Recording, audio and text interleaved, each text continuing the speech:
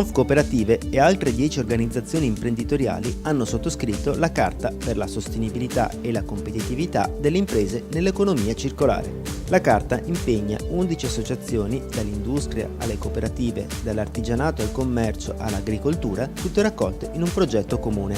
È un grande risultato.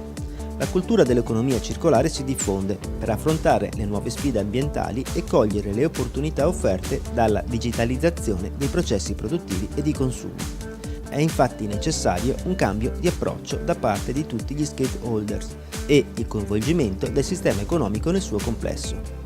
Per questo il documento individua 10 linee di intervento e punti programmatici che, attraverso un percorso di impegni concreti, sarà la base per l'avvio di un confronto con gli interlocutori istituzionali.